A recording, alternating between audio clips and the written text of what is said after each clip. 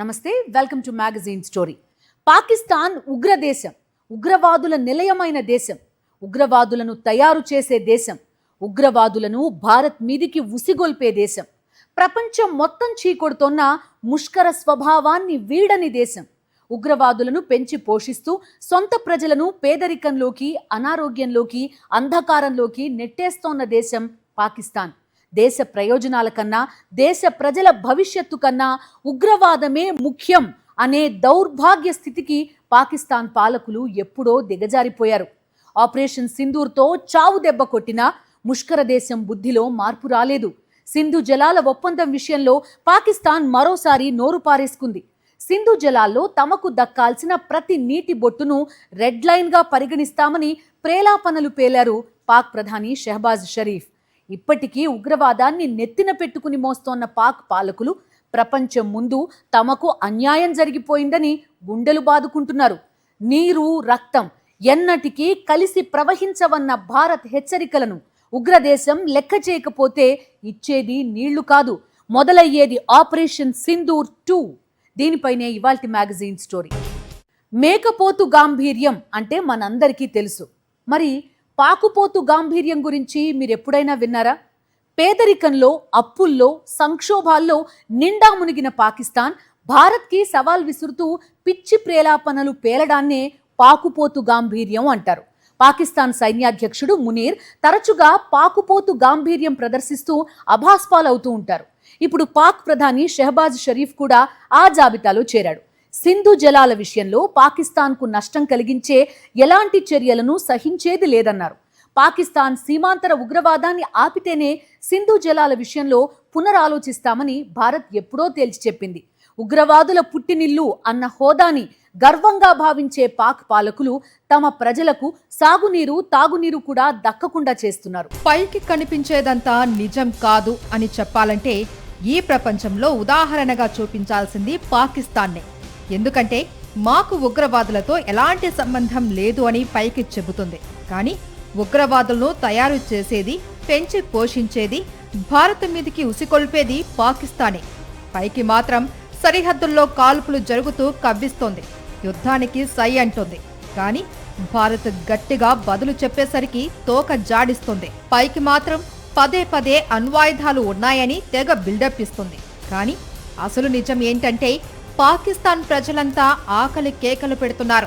పైకి కనిపించేదంతా నిజం కాదు అని చెప్పడానికి పాకిస్తాన్నే తిరుగులేని ఉదాహరణ అనడానికి ఇలాంటి కారణాలు 100కి పైగా చెప్పొచ్చు.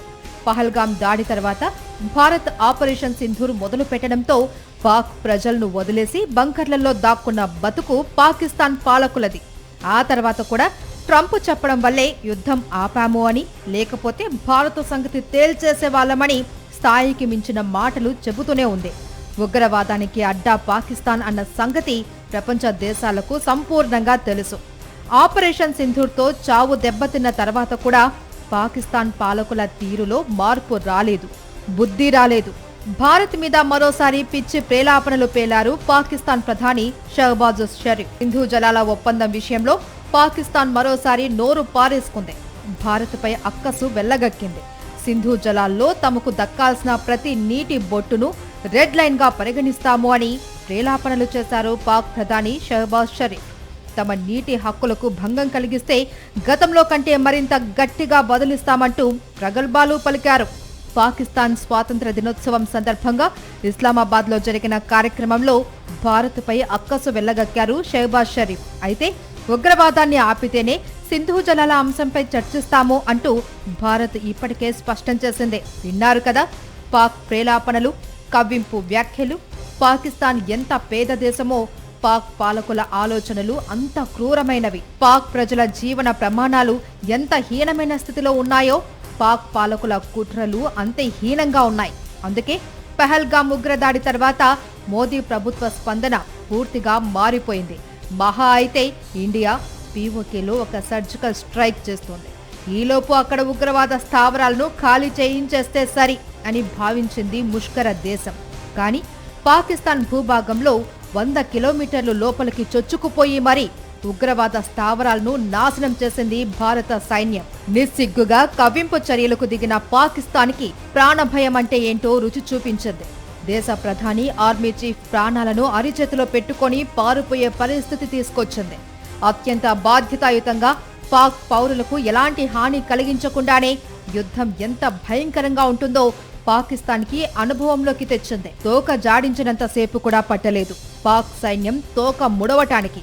నిజానికి భారత్ యుద్ధం చేయలేదు, కేవలం ఉగ్రవాద స్థావరాలను మాత్రమే టార్గెట్ చేసి ధ్వంసం చేసింది. పాక్ కవ్వింపులకు తనదైన శైలిలో జవాబు చెప్పింది. అక్కడితో భారత్ ఆగలేదు. సైనిక శక్తితోనే కాదు, నీళ్లతోనే పాకిస్తాన్కి చావు దెబ్బ కొట్టగలము అని భారత్ నిరూపించింది. జల వనరులు లేని పాకిస్తాన్కు మానవతా దృక్పథంతో సాగు తాగునీరు అందించే లక్ష్యంతో 1960లో భారత్ పాకిస్తాన్ల మధ్య సింధు నదీ జలాల ఒప్పందం కుదిరింది. నాటి భారత ప్రధాని పండిట్ జవహర్లాల్ నెహ్రూ, పాకిస్తాన్ అధ్యక్షుడు అయూబ్ ఖాన్లు ఈ ఒప్పందంపై సంతకాలు చేశారు. ప్రపంచ బ్యాంకు మధ్యవర్తిత్వంతో జరిగిన ఈ ఒప్పందం ప్రకారం సింధు నదికి పశ్చిమాన ఉన్న జీలం, చీనాబ్ నదుల జలాలపై పాకిస్తాన్కు హక్కు దక్కింది.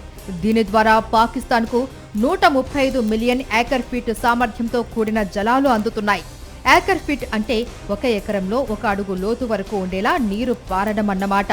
రెండు దేశాలు స్నేహభావంతో సుహృద్భావ వాతావరణంలో కలిసిమెలిసి కొనసాగుతూ ఉండాలి అని ఒప్పంద పీఠికలో పేర్కొన్నారు.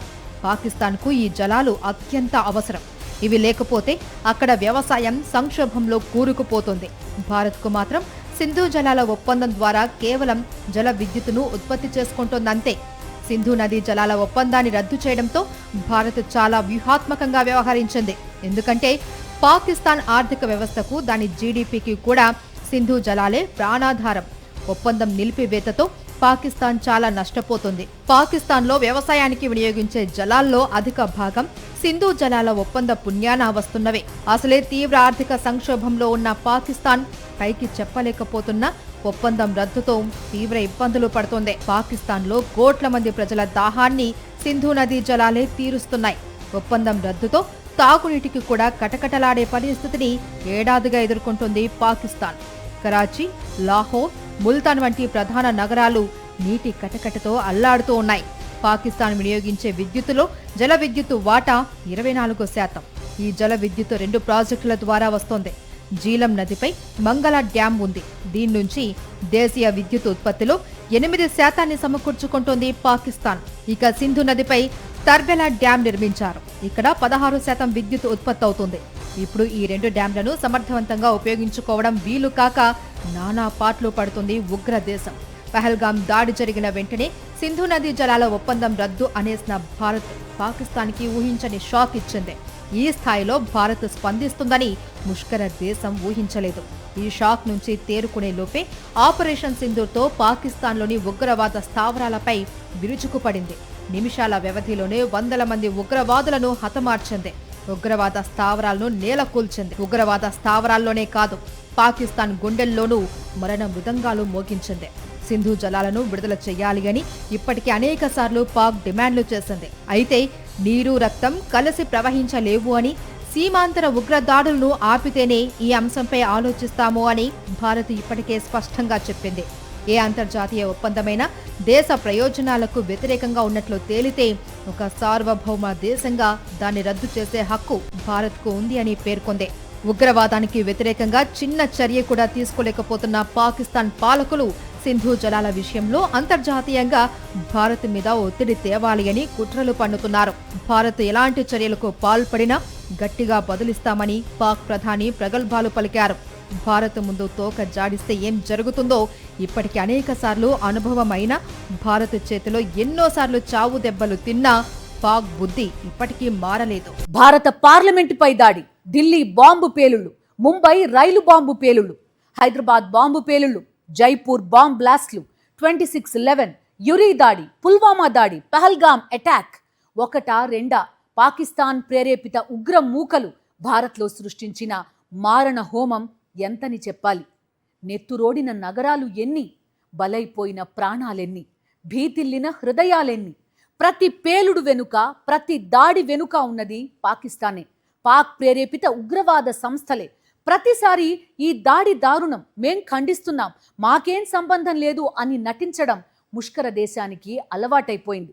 పహల్గాం దాడి తర్వాత కూడా అలానే నటించాలని ప్రయత్నించింది పాకిస్తాన్.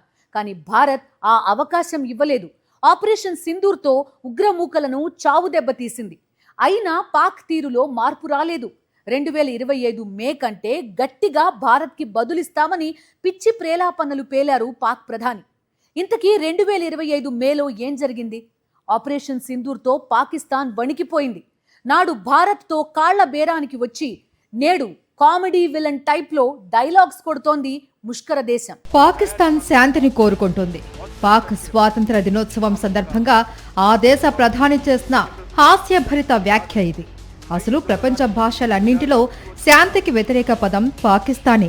అలాంటిది తాము శాంతిని కోరుకుంటున్నామని, దాన్ని మా బలహీనతగా చూడకూడదు అన్నారు పాక్ ప్రధాని.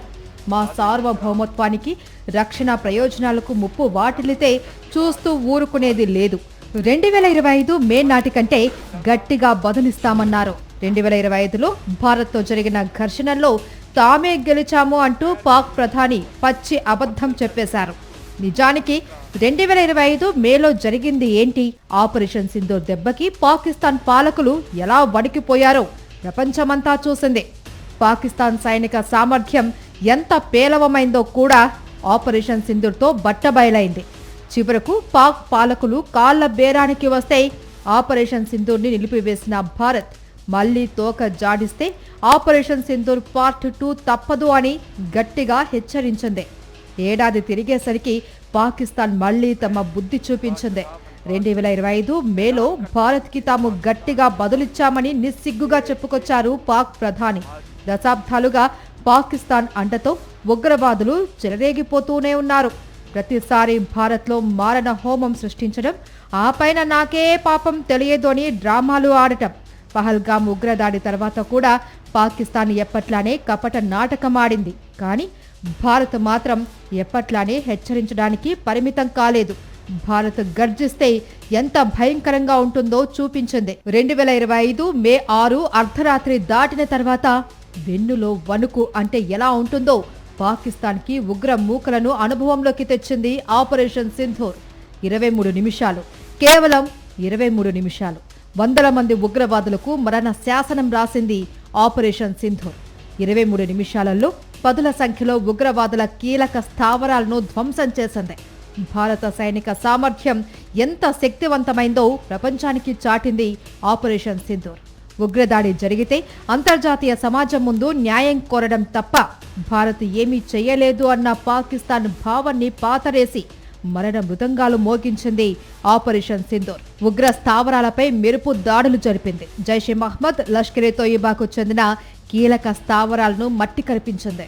యూసుఫ్ అజహర్, అబ్దుల్ మాలిక్ రవూఫ్, ముదసర్ అహ్మద్ సహా దాదాపు 100 మంది తీవ్రవాదులు హతమయ్యారు. భారత్ ప్రయోగించిన ఆయుధాలు పాకిస్తాన్ పీఓకే లోపలికి చొచ్చుకెళ్లి దాదాపు 9 తీవ్రవాద తయారీ కేంద్రాలను, వాటి మౌలిక సదుపాయాలను ధ్వంసం చేశాయి. లాంచ్ ప్యాడ్లను నేలమట్టం చేశాయి. సియాల్కోట నుంచి బహవల్పూర్ దాకా ఎక్కడా గురి తప్పకుండా అనుకున్న లక్ష్యాల్ని ఛేదించాయి. Nur Khan base, Sargodha air base లాంటి పాకిస్తాన్ కీలక సైనిక కేంద్రాలు ధ్వంసమయ్యాయి.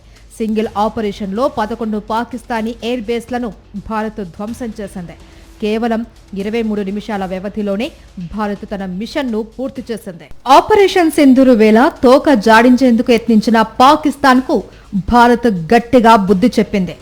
భారత్లోని అనేక నగరాలు లక్ష్యంగా డ్రోన్లు, క్షిపణులతో దాడులకు యత్నించిన ముష్కర దేశానికి చుక్కలు చూపించాయి మన ఎయిర్ డిఫెన్స్ సిస్టమ్స్. S-400 సుదర్శన చక్ర ఎయిర్ డిఫెన్స్ వ్యవస్థను ఉపయోగించి పాక్ మిసైళ్లను గాల్లోనే పేల్చేశాయి భారత బలగాలు. ఏకధాటిగా 88 గంటల పాటు సాగిన ఈ ఆపరేషన్ సింధూర్ శత్రు స్థావరాలపై నిప్పుల వాన కురిపించింది. భారత్ మీద ప్రతిసారి ఉగ్రవాదులను ఉసిగొల్పడం, ఆ తర్వాత తమకే పాపం తెలియదు అని అంతర్జాతీయ మీడియా ముందు డ్రామాలు ఆడటం. పెహల్గాం ఉగ్రదాడి తర్వాత కూడా పాకిస్తాన్ ఇదే చేసింది. కానీ భారత్ మాత్రం పాకిస్తాన్ తీరును ఖండించడంతో ఆగలేదు. ఆపరేషన్ సింధూర్తో పాక్ ఉగ్ర కోరలు పీకి పారేసింది. ఇప్పటికీ ఉగ్ర భూతాలను నెత్తిన పెట్టుకుని మోస్తోంది పాకిస్తాన్. సీమాంతర ఉగ్రవాదాన్ని ఆపకపోతే భారత సింధు జలాలను విడుదల చెయ్యదు అన్న నిజం తెలిసినా పాకిస్తాన్ పాలకులు ఎప్పటిలానే భారత్ మీద విషం కక్కుతున్నారు. మక్కా ఒప్పందంతో తమ తలరాత మారిపోతుందన్న భ్రమల్లో ఉంది పాకిస్తాన్. సౌదీ అరేబియా, టర్కీలతో సరికొత్త సావాసం తన శక్తి సామర్థ్యాలను పెంచేస్తోందని పాకిస్తాన్ భావిస్తోంది. నిజానికి సంక్షోభానికి కేర్ ఆఫ్ అడ్రస్ పాకిస్తానే. ఒక రంగమని కాదు, అన్నింటా పాకిస్తాన్ పరిస్థితి అత్యంత అధ్వానం. ఆర్థిక సంక్షోభాలు, రాజకీయ సంక్షోభాలు పాకిస్తాన్కి కొత్తేం కాదు. పేదరికం, నిరక్షరాస్యత, ఆర్థిక సంక్షోభానికి తోడు బలూచిస్తాన్ బాంబ్ పాకిస్తాన్ వెన్నులో వణుకు పుట్టిస్తోంది. బలూచిస్తాన్ స్వతంత్ర దేశంగా ప్రకటించుకునేదాకా బలూచ్ ఫ్రీడమ్ ఫైట్ చేరింది. పాక్ కబంధ హస్తాల నుంచి విముక్తి కోసం ఎంతవరకైనా తెగిస్తామని ఇప్పటికే అనేకసార్లు బలూచ్ ఉద్యమకారులు నిరూపించారు. పీకల్లోతు సవాళ్లలో చిక్కుకున్న పాకిస్తాన్ వాటి నుంచి బయటపడడం అసాధ్యమన్న నిజాన్ని మర్చిపోయి భారత్తో ప్రగల్భాలు పలుకుతోంది. భారత్ మీద మరోసారి అవాకులు చవాకులు పేలుతూ శక్తికి మించిన డైలాగ్స్ చెబుతుంది ముష్కర దేశం. నిజానికి బలూచిస్తాన్ మూమెంట్ ముందు వణికిపోకుండా నిలబడే సామర్థ్యం కూడా పాకిస్తాన్కి లేదు. పాక్ ఆర్మీని బలూచ్ లిబరేషన్ ఆర్మీ ముప్పతిప్పలు పెడుతోంది. 2025లో బలూచిస్తాన్ ప్రావిన్స్ లో సైనికులు ప్రయాణిస్తున్న రైలుని హైజాక్ చేసి పాక్ సైనికులను బందీలుగా పట్టుకుంటే వారిని విడిపించడానికి పాకిస్తాన్ ఆర్మీ తల ప్రాణం తోకకొచ్చింది. ఇప్పుడు మరింత దూకుడు పెంచిన బలూచ్ లిబరేషన్ ఆర్మీ తాడో పేడో తేల్చుకునే దిశగా పాక్ పాలకులకు చుక్కలు చూపిస్తుంది. ఏకంగా స్వతంత్ర దేశాన్ని ప్రకటించుకోవడమే కాకుండా ఆ ప్రాంతంలో 85% భూభాగంపై తమ నియంత్రణ ఉంది అని బలూచ్ రెబల్స్ పెద్ద కలకలమే రేపారు. బలూచ్ రెబల్ ఆర్మీనే కంట్రోల్ చేయలేని పాకిస్తాన్ తన శక్తిని మించి భారత్కి సవాళ్లు విసురుతోంది. బలూచిస్తాన్ వేర్పాటువాద ఉద్యమానికి సుదీర్ఘ చరిత్ర ఉంది. 19వ శతాబ్దంలో ఆంగ్లేయులు బలూచిస్తాన్ను బ్రిటిష్ ఇండియాలో విలీనం చేయక ముందు వరకు ఆ ప్రాంతం స్వతంత్రంగా సొంత గిరిజన పాలనలో ఉండేది. ఇండియా విభజన తర్వాత బలూచిస్తాన్ పాకిస్తాన్లో భాగమైంది. అప్పటికి అత్యధిక బలూచిస్తాన్ ప్రాంతాన్ని కలాట్ కేంద్రంగా పాలిస్తున్న రాజు తొలుత స్వతంత్ర దేశం కోసం డిమాండ్ చేశారు. పాకిస్తాన్లో విలీనానికి అతడిపై తీవ్ర ఒత్తిడి వచ్చింది. పాకిస్తాన్లో కలవడానికి బలూచిస్తాన్ వాసులు ఏమాత్రం అంగీకరించలేదు. నాటి నుంచే వేర్పాటువాదం మొదలైంది. పాకిస్తాన్లో తాము అంతర్భాగంగా ఉండమోని బలూచ్ వాసులు తెగేసి చెబుతూ వచ్చారు. ఉద్యమాలు, పోరాటాలు చేశారు. పలు సందర్భాలలో బలూచ్ జాతీయవాదులు పెద్ద ఎత్తున తిరుగుబాట్లు జరిపారు. పాకిస్తాన్లోని ఇతర ప్రాంతాలతో పోలిస్తే ఆర్థికంగా తాము వెనకబడ్డాము అని బలూచ్ వేర్పాటువాదులు చెబుతున్నారు. బంగారం, వజ్రాలు, వెండి, రాగి వంటి విలువైన వనరులకు బలూచిస్తాన్ నెలవు. అయితే ఇక్కడ నివసించే ప్రజలు నిరుపేదలు. బలూచిస్తాన్ స్వాతంత్ర్యం కోసం నినదిస్తున్న వారిని పాకిస్తాన్ సైన్యం తీవ్రంగా అణిచివేయడంతో, వేలాది మంది మాయం చేయడంతో 2000 సంవత్సరంలో బలూచిస్తాన్ లిబరేషన్ ఆర్మీ ఏర్పడింది. నాటి నుంచి పాకిస్తాన్ సైన్యం, పోలీసులు, పౌరులు లక్ష్యంగా దాడులు చేస్తోంది. ఇప్పుడు జాఫర్ ఎక్స్ప్రెస్ ని హైజాక్ చేసింది కూడా BLA మిలిటెంట్సే. పర్వతమయ బలూచిస్తాన్లో అపార సహజ సంపద దాగి ఉంది. ఇక్కడ సహజ వాయు నిక్షేపాలు ఎక్కువ. అపారమైన ఖనిజ నిక్షేపాలు, బంగారం లాంటి వనరులు ఉన్నాయి. వాటిని దోచుకుంటున్న పాకిస్తాన్ బలూచు వాసులను పేదరికంలో మగ్గేలా చేస్తుంది. ఒకవైపు బలూచ్ ఆర్మీ, మరోవైపు ఆర్థిక సంక్షోభం, ఇంకోవైపు పేదరికం. ఇన్ని సవాళ్ల మధ్య ఉన్న పాకిస్తాన్ ఉగ్రవాదాన్ని నెత్తిన పెట్టుకొని తనను తాను నాశనం చేసుకుంటోంది. ఇది ఇవాల్టి మ్యాగజైన్ స్టోరీ. మరో ఇంట్రెస్టింగ్ టాపిక్ తో మళ్ళీ కలుద్దాం. Stay tuned.